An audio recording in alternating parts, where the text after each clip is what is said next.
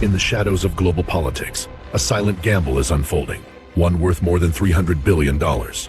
A gamble that could decide the next world war. And this time, it's not about who has the most nukes. It's about who controls the future of warfare. The United States, China, and Russia are locked in a new kind of arms race. Not for land, not for oil, but for technological supremacy. Billions flow into quantum defenses, autonomous war machines, and artificial intelligence that can decide life or death in milliseconds.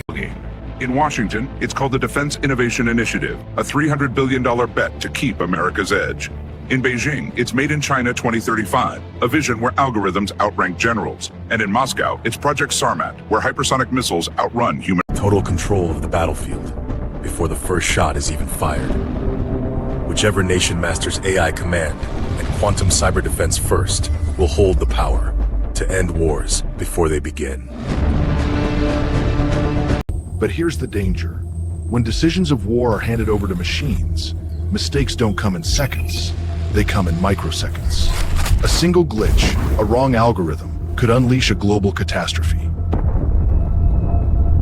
During the Cold War, when one false alarm almost ended everything. Now, history threatens to repeat itself. But this time, the machines might not wait for human approval. One spark, one algorithm, and the sky is no less. The $300 billion gamble isn't just about defense. It's about dominance. Whoever wins this race won't just control the skies. They'll control the future.